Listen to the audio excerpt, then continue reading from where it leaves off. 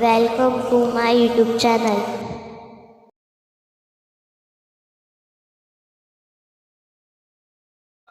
اعوذ باللہ السمیع العلیم من الشیطان اللعین الرجیم بسم اللہ الرحمن الرحیم الحمد للہ المالک الحق المبین الصلاة والسلام والتحیۃ والاکرام علی اشرف الاولین والآخرین خاتم الانبیاء وسید المرسلین سیدنا و نبینا و شفیع ذنوبنا و طبیب نفوسنا و حبیب قلوبنا مولانا ابی القاسم محمد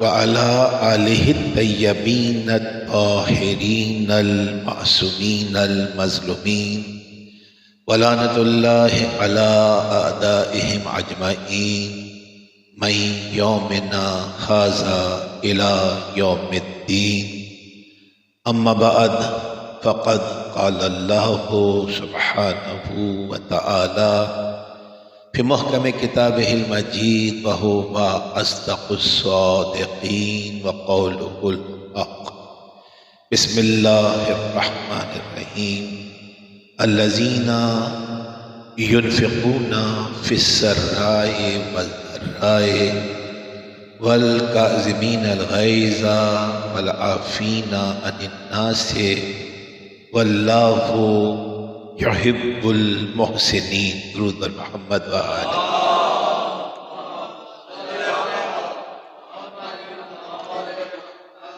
سامعین گرامی قدر، آج آپ سب موضوع سننے والے دسترخوان فضیلت امام سید سجاد پر موجود ہیں، اور ہم سب مل کے دعا گو ہیں بارگاہ رب العزت میں، اے رب قدیر، اے رب ذوالجلال، ہم سب کو امام زین العابدین کی بارگاہ سے عبادت کے قرینے اور سلیقے سیکھنے کی توفیقات عطا فرما.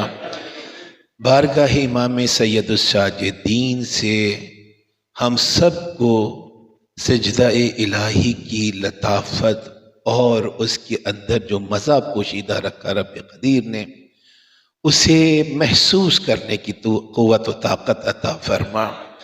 ہم سب بارگاہ آدم آل محمد میں ہیں. رب قدیر ہم سب کو محمد و آل محمد کی فیوز و برکات سے سرفراز فرما، اور ان ہستیوں کی تعلیمات پر عمل پیرا رہنے کی توفیقات عالیہ عطا فرما.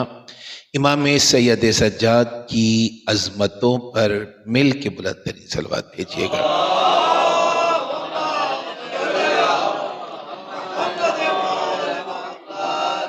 سامعین گرامی قدر، سرنامہ کلام میں جو آیہ مبارکہ تلاوت کی گئی، اس آیہ مبارکہ کی ایک بہت اہم ریلیونس بنتی ہے امام چہرم کی حیات مبارکہ سے. یہ آیہ مبارکہ کلام مجید کے تیسرے سورے کی 134ویں آیت ہے، اور اس آیہ مبارکہ میں رب قدیر نے آواز دی الذین ينفقون فی السراء والضراء، جو راہ خدا میں انفاق کرتے ہیں، جو چیریٹی فی سبیل اللہ کرتے ہیں، جو خدا کی راہ میں صدقہ خیرات اور خمس و زکوٰۃ کو ادا کرتے ہیں. فی السراء والضراء، کس کیفیت میں، کس صورت میں، کہ چاہے وہ تنگ دستی میں مبتلا ہوں یا فراغی مال انہیں حاصل ہو، ہر دو حالتوں میں وہ راہ خدا میں انفاق کرتے ہیں. قبل اس کے کہ میں اس آیہ مبارکہ کے بقیہ ترجمے کو بیان کروں، آپ کے اذان عالیہ کے حوالے کروں، تھوڑا سا یہاں پہ رک کے ایک حقیقت کو پہچاننا ہے کہ رب قدیر نے یہ نہیں کہا کہ جو راہ خدا میں انفاق کرتے ہیں اپنی دولت سے، اپنے مال کثیر سے، اپنی بے بہا زر و جواہر اور مال و متاع کے ذریعے سے، بلکہ رب قدیر نے کیا آواز دی کہ جو وہ لوگ جو راہ خدا میں انفاق کرتے ہیں، چاہے تنگ دستی میں ہو یا مالداری میں ہو، تو قدرت نے بہت وضاحت کے ساتھ بتلا دیا کہ انفاق فقط مالداری ہی میں نہیں کیا جاتا، بلکہ اگر تنگ دستی ہے، مال کی کمی ہے، تو بھی راہ خدا میں انفاق ممکن ہے، اس لیے کہ وہاں پہ مقدار کو نہیں دیکھا جاتا ہے، خلوص نیت کو دیکھا جاتا ہے۔ اور ایک اور منزل جو نوجوانوں کو سمجھنے کے لیے بہت ضروری ہے، even though this is not my topic right now، کیا کہا رب قدیر نے کہ جو تنگ دستی میں اور مالداری میں انفاق کرتے ہیں، چیریٹی فی سبیل اللہ، خدا کی راہ میں خیرات کرتے ہیں۔ سامعین کرام قدر، اگر ہم اس کو زکوٰۃ بھی لے لیں، جو خدا کی راہ میں زکوٰۃ دیتے ہیں، تو زکوٰۃ اس کا مطلب یہ نہیں ہے کہ زکوٰۃ فقط مال کی دی جائے، زکوٰۃ فقط پیسے کی دی جائے، بلکہ آپ زیارت وارثہ میں کیا پڑھتے ہیں؟ اشہد انک قد اقمت الصلاۃ وآتیت الزکوٰۃ وامرت بالمعروف ونہیت عن المنکر۔ میں یہ گواہی دیتا ہوں کہ آپ نے نماز کو قائم کیا، آپ نے زکوٰۃ کو ادا کیا، آپ نے معروف کی طرف متوجہ کیا، آپ نے منکرات سے روکا۔ یہ کیا ہے؟ زیارت وارثہ، جو چھٹے امام نے ہمیں تعلیم دی اور ہمارا روز کا وظیفہ ہے۔ صبح میں نماز کے بعد ہم زیارت وارثہ یقیناً پڑھتے ہیں۔ تو اب ہم جو کہتے ہیں، اور کیوں کہتے ہیں؟ اس لیے کہ چھٹے امام نے ہمیں تعلیم کیا۔ ہم کہتے ہیں کہ میں یہ گواہی دیتا ہوں کہ آپ نے نماز کو قائم کیا، آپ نے زکوٰۃ کو ادا کیا۔ میدان کربلا میں نواز رسول کی نماز ادا کرنا ہمیں نظر بھی آتی ہے، ہمیں سمجھ بھی آتی ہے، لیکن یہ کون سی زکوٰۃ ہے جو نواز رسول میدان کربلا میں ادا کر رہے ہیں؟ یہ کون سی زکوٰۃ ہے کہ جس کے لیے چھٹے امام نے کہا کہ میرے جد کو اس طرح سے پکارو کہ میں گواہی دیتا ہوں کہ آپ نے نماز بھی پڑھی ہے، زکوٰۃ بھی ادا کی ہے۔ تو مجھے بتلائیے، کسی بھی مقتل میں، کسی بھی روایت میں، کسی بھی جید عالم کی کتاب میں، کسی بھی ذاکر کی زبان سے کبھی آپ نے یہ سنا کہ میدان کربلا میں کھڑے ہو کر، میدان جنگ میں کھڑے ہو کر نواز رسول نے کوئی درہم نکالا، کوئی دینار نکالا، کوئی روپیہ پیسہ راہ خدا میں انفاق کیا؟ اگر نہیں کیا، اور یقیناً نہیں کیا، کسی روایت میں نہیں ملتا ہے، تو پھر چھٹا امام کون سی زکوٰۃ کا ذکر کر رہا ہے؟ یہ کون سی زکوٰۃ ہے جو فرزند زہرا، فرزند رسول، فرزند علی ابن ابی طالب میدان کربلا میں ادا کر رہے ہیں؟ اب مانیے زکوٰۃ کو ایک بڑے اسپیکٹرم پہ دیکھیں، ایک بڑے کینوس پہ دیکھیں، تو میرے بچوں کو یہ مضمون بہت آسانی سے سمجھ میں آ جائے گا۔ فقہا نے لکھا، علماء نے لکھا، جو زکوٰۃ کے حوالے سے ڈیٹیل چیپٹر آپ کو دین و شریعت کی کتابوں میں مل جائے گا، اس میں تحریر کیا گیا کہ زکوٰۃ فقط مال اور پیسے کی نہیں ہوتی ہے، بلکہ زکوٰۃ کیا ہے کہ رب قدیر نے آپ کو کوئی ہنر دیا ہے، کوئی وصف دیا ہے، کوئی صفت آپ کے اندر ہے۔ جیسے کسی کے اندر بولنے کی صفت ہے، کسی کے ہاتھ میں کوئی ہنر ہے، تو زکوٰۃ کیا ہے کہ رب قدیر نے جو بھی آپ کو عطا کیا، ریگارڈلیس آف دس تھنگ کہ وہ مال ہے، وہ پیسہ ہے، وہ کوئی ہنر ہے، وہ کوئی وصف ہے، ان میں سے جو بھی رب قدیر نے آپ کو عطا کیا، اس عطا کو خدا کے بندوں کی فلاح اور بہبود کے لیے استعمال کیا جائے۔ وہ مال کی زکوٰۃ بھی ہوتی ہے، ہنر کی زکوٰۃ بھی ہوتی ہے، اور وصف کی زکوٰۃ بھی ہوا کرتی ہے۔ تو یہیں سے اس مسئلے کو سمجھ کر ہمیں چھٹے امام کا وہ جملہ سمجھ میں آتا ہے کہ میرے جد نے میدان کربلا میں نماز بھی پڑھی، جو کہ بہت obvious ہے، اور زکوٰۃ بھی دی۔ زکوٰۃ کیا کہ ان کے پاس جو نعمت ولایت عظمیٰ ہے، اس نعمت ولایت عظمیٰ اور اس عہدہ امامت کو جو رب قدیر نے انہیں عطا کیا، ایک وصف علم کا، شجاعت کا، خدا کی معرفت کا، دین و توحید کی پہچان کا جو رب قدیر نے انہیں عطا کیا، اس وصف کو بندوں کی بہبودی کے لیے استعمال کیا جائے، یہ اس ہنر، اس علم، اس وصف، اس عہدے کی زکوٰۃ ہے جو نواسۂ رسول نے کربلا میں ادا کی۔ یہ زکوٰۃ ادا کر کے رہتی دنیا تک میرے آقا نے دین کو بھی بچا لیا، شریعت کو بھی بچا لیا، انسانیت کو بھی بچا لیا ہے۔ تو یہ اس وصف اور عہدے کی زکوٰۃ تھی۔ اب بہت آسان ہو گیا سمجھنا، الذین ينفقون فی السراء والضراء، وہ لوگ جو تنگ دستی میں اور مالداری میں زکوٰۃ ادا کرتے ہیں، یعنی اس کی بارگاہ میں ضرورت نہیں ہے کہ ہزاروں کی زکوٰۃ ادا کی جائے، لاکھوں کی زکوٰۃ ادا کی جائے، مال کثیر کی زکوٰۃ ادا کی جائے۔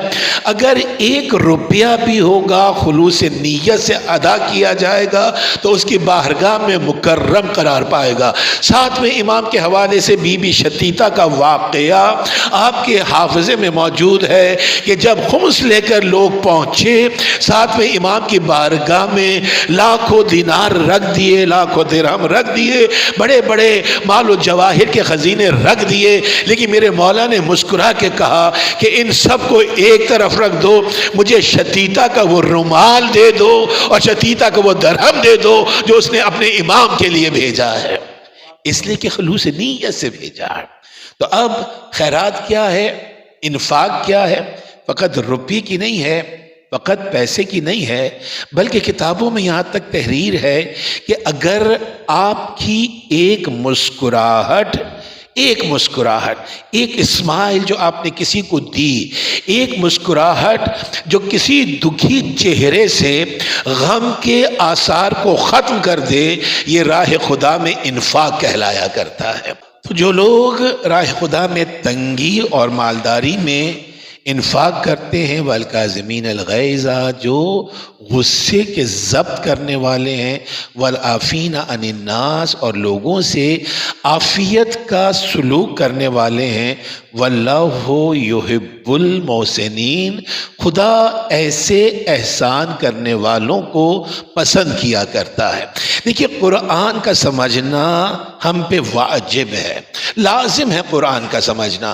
قرآن میں نے پہلے بھی عرض کیا تھا کہ ہمیں قرآن کو اپنا رفیق بنانا ہے، اپنا ہمدم بنانا ہے، اپنا مونس بنانا ہے۔ خود میرا چوتھا امام، امام زین العابدین علیہ الصلوۃ والسلام،